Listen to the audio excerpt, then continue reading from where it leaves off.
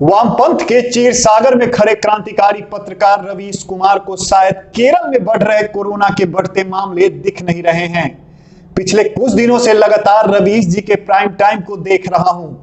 एक दो बीघे में लिखे फेसबुक पोस्ट भी पढ़ रहा हूं, लेकिन एक भी क्रांतिकारी शब्द केरल पर नहीं निकल पा रहा। शायद रवीश जी उत्तर प्रदेश में कोरोना मामले का बढ़ने का इंतजार कर रहे होंगे। अरे तब ना वो कह पाएंगे कि केरल मॉडल की चर्चा क्यों नहीं होती, क्यों नहीं केरल के मुख्यमंत्री को कोरोना निरोधक दस्ता का कप्तान बना दिया जाता है।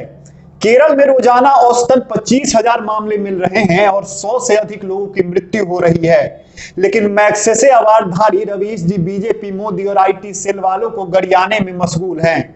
रवीश जी किताबों और गानों का रिव्यू करने में व्यस्त हैं। उनका एक पोस्ट देखकर मुझे लगा कि शायद अब रवीश जी फिल्मों में गाना लिखना शुरू करने वाले हैं। वैसे भी इनको कोई देखता तो है नहीं, लेकिन मैं यहां गलत साबित हुआ और इसके लिए मैं माफी भी मांगता हूं, क्योंकि अगले दिन ही फेसबुक पोस्ट में फिर से प्रधानमंत्री मोदी को कोसने लगे। लेकिन फिर याद आया कि अरे योगी आदित्यनाथ ने तो उत्तर प्रदेश में कोरोना को लगभग खत्म ही कर दिया है और वैक्सीनेशन भी तेजी से हो रही है। अब तक भारत में 60 करोड़ से ज्यादा वैक्सीनेशन हो गया है। गोवा में तो पहला डोज सभी नागरिकों को लग चुका है। लेकिन पता नहीं रवीश जी इतने अंधे कैसे हो गए हैं, या फिर 4x4 के कमरे में बैठकर पत्रकारिता करने की वजह से उन्हें कुछ दिख नहीं रहा। भारत की सभी जनता जानती है, ट्विटर जानता है, फेसबुक जानता है, यूट्यूब जानता है, केरल के बीमार लोग जानते हैं और उनके परिजन जानते हैं, केरल का मुख्यमंत्री विजयन जानता है, लेकिन रवीश कुमार और उनके लाल लंपट नहीं जानते हैं कि भारत में कोरोना के कुल मामलों में से 70% केरल से आ रहे हैं। या फिर जानते भी हों, लेकिन वहां बीजेपी की सरकार नहीं है ना। और अगर केरल के असलियत को दिखा दिया तो जो भी 2-4 लोग देखने आ जाते हैं वो भी ना आएंगे।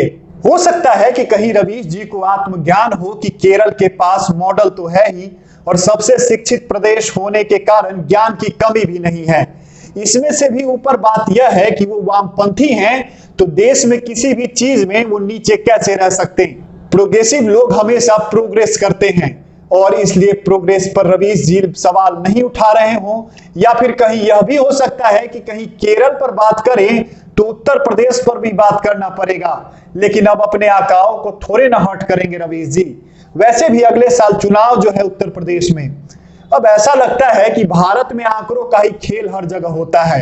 अब आप ही बताइए कि यूपी के 31 जिले कोविड मुक्त हो जाएं और 64 में शून्य मामले आ रहे हैं, तो कैसे होगी टेस्टिंग केरल मॉडल की। यूपी की जनसंख्या 24.1 करोड़ है और केरल की 3.58 करोड़, यानी यूपी जनसंख्या के मामले में केरल से लगभग 7 गुना बड़ा है और कोरोना के मामले में केरल यूपी से 141 गुना बड़ा है। सुशिक्षित केरल भारत को अपने तरफ से 70% मामले दे रहा है, वहीं बर्बाद यूपी 0.49% पर अटका हुआ है। अब रवीश की दिक्कत यह है कि तीसरी लहर आ नहीं रही तो मोदी को गरियाए कैसे। तो प्राइम टाइम पर दोपहिया वाहनों वाले एक्सप्रेसवे बनवाने की मांग कर रहे हैं, वहीं किसानों की आवाज बुलंद, दिल्ली के कान बंद जैसे घटिया प्राइम टाइम से लेकर बिहार के किसी गांव में कॉलेज के छत टूटने पर फेसबुक पोस्ट करके यह बताने में मशगूल है कि देश में सब खराब चल रहा है और इसी दोहरापन के कारण कोई इन्हें देखता नहीं है। हालांकि इतना जहर मोदी के खिलाफ उगलने के बाद भी कोई सीरियस नहीं लेता। रवीश कुमार को तो वीडियो में अपनी भड़ास निकालते दिखते हैं।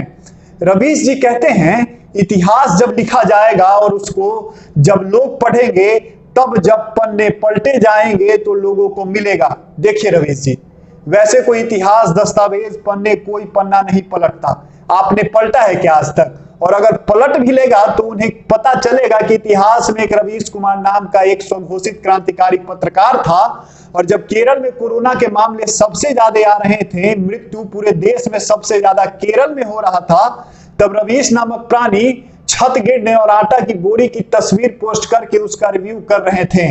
जब इतिहास के पन्ने पलटे जाएंगे तब यह भी लोग देखेंगे और फिर लानत देंगे कि जब इस देश में कोरोना वैक्सीन तेजी से चल रही थी तो रवीश इसकी जानकारी नहीं दे रहे थे, बल्कि फर्जी किसानों के लिए बने गाने को शेयर कर रहे थे। इतिहास स्वर्गीय रोहित सरदाना जी के मौत के बाद किए गए अपमान को भी नहीं भूलेगा।